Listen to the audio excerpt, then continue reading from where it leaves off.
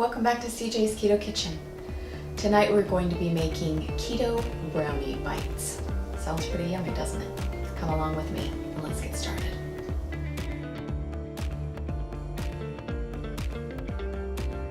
Brownies are amazing, and these brownies are particularly amazing because they're no bake. So they have all the taste and consistency of brownies, but of course they're keto, and also it's very simple. It has 5 ingredients and it only takes a minute to whip up a batch. So hopefully you will enjoy them. I used a sifter for the first time in a really long time. I used to use the sifter all the time when I was a SAD diet baker. But this was my first time using a sifter for the keto diet, and I really felt like it helped with the consistency of the almond flour, and I wish that I had used the sifter to sift my sweetener and my cocoa powder. So hopefully you can learn a lesson from me and sift all 3 ingredients when you make these brownie bites. So come along with me and let's get started. So to start our brownie bites, you just need a small to medium sized bowl, and we are going to put 6 tablespoons of almond flour in here. But I'm going to be using my sifter. I just find that it makes it super fine. So I'm going to put my 6 tablespoons of almond flour in here, and I'm going to sift them into my bowl. So 6 tablespoons, 2, 3, 4, 5, and 6.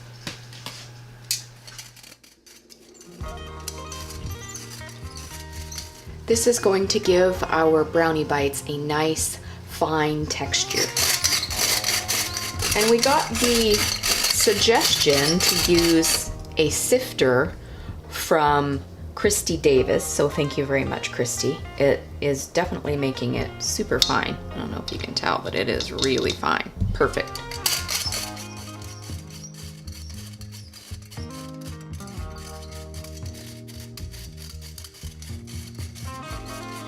And I'm going to stop there. And I don't know if you can see in my sifter all the big chunks that just don't like to break down are left in your sifter.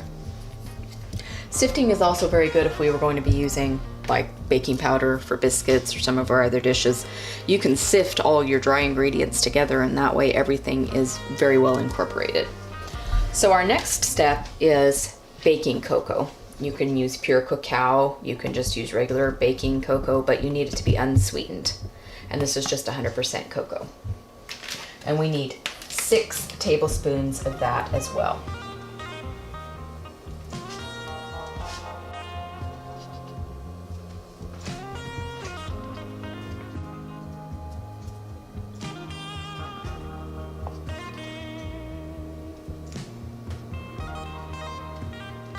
Then we need to add some sweetener, and I'm going to be using 2 different kinds of sweetener just because I have the 2 kinds of sweetener, and because I find that sometimes erythritol can have a bit of a cooling effect, and so I'm going to be using a little bit of the monk fruit erythritol blend, but I'm also going to be using a little bit of allulose because I have both of them. So I want 3 tablespoons of each.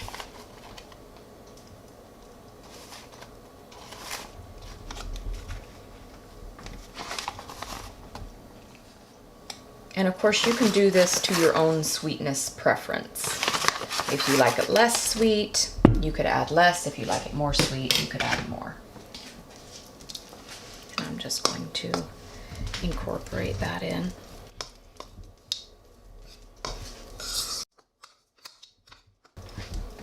I guess I could have sifted that sweetener because it's looking a little bit like it's in balls.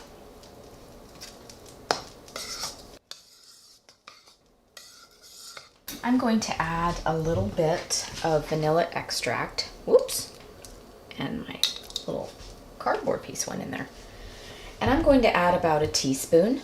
You could use a different flavor than this if you wanted. If you wanted to add orange in it, or raspberry. They make all different kinds of extracts. If you wanted to flavor your keto brownie bites with a different flavor besides vanilla, you absolutely could.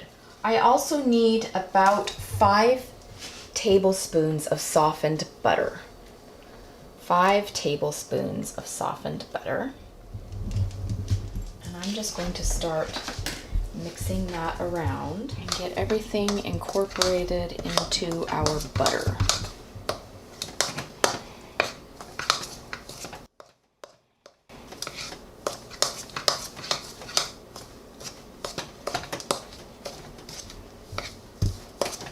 And depending on where you live, your butter may be too hard or too soft to incorporate everything well. So I'm going to pop this into my microwave for just a couple of seconds to assist our butter in melting. Now, if you have the opposite circumstance, you can absolutely pop this into the freezer for a couple of minutes to make your butter just a bit harder.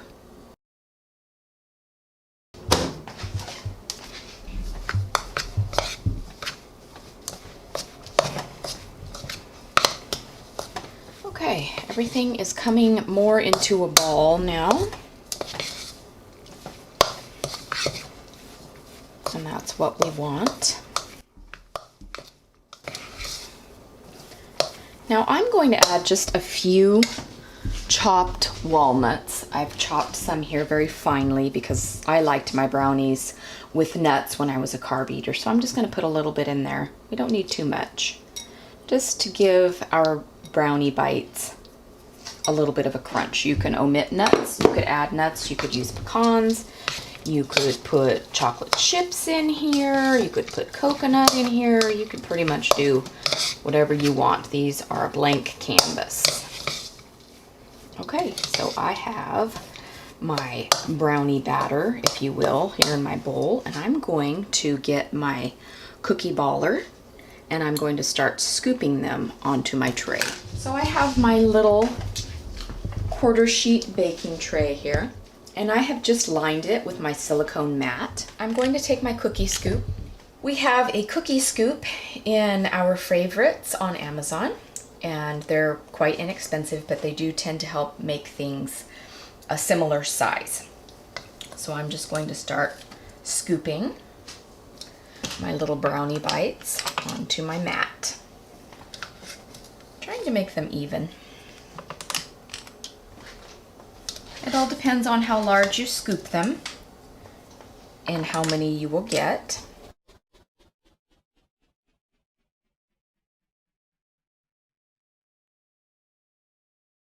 After we have scooped these, we are going to let them sit in our refrigerator for about 5 to 10 minutes and make sure that they are thoroughly set up.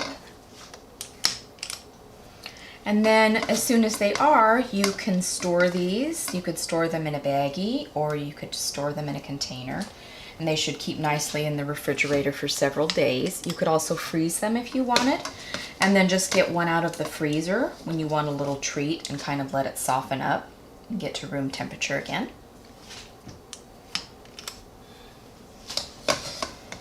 And I think I might let CJ count these when we're done, because apparently my counting skills are negligible.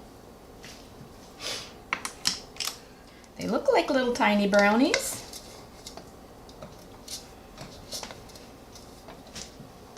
Hopefully they will taste like little tiny brownies. Sometimes you just want a little bite of something.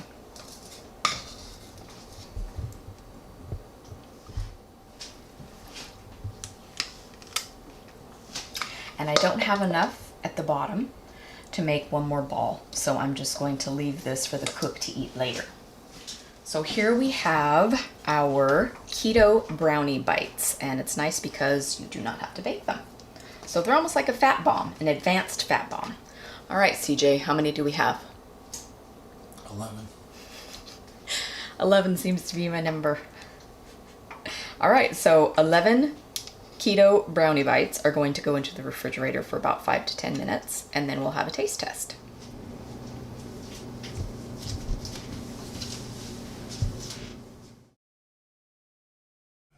Okay, they've been in the refrigerator for 10 minutes, so now I'm going to put a couple of them on a plate for CJ to have a taste.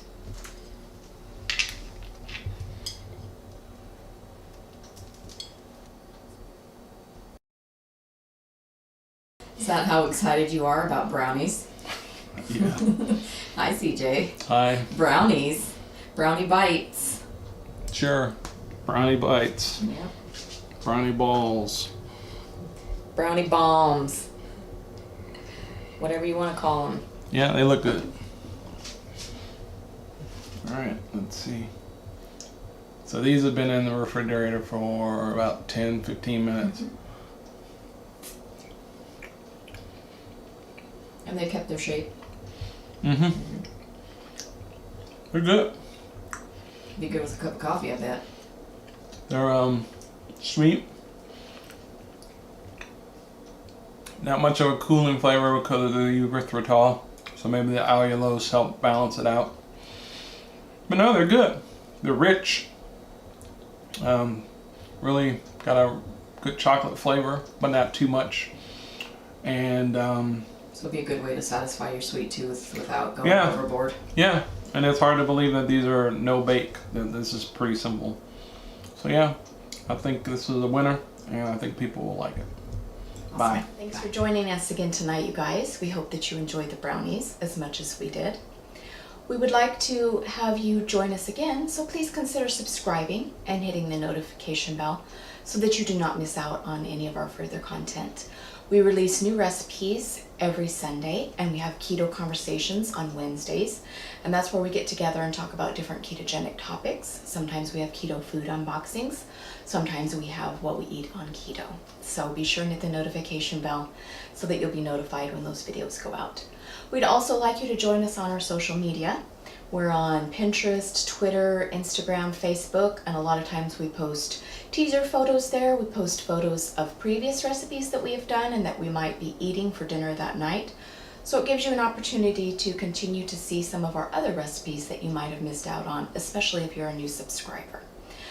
All of our information, recipes, nutritional information, and other things can also be found on our blog, and that is cjsketokitchen.com. So head on over there and visit that site as well. We hope that you'll come back, and we'll see you next time on CJ's Keto Kitchen.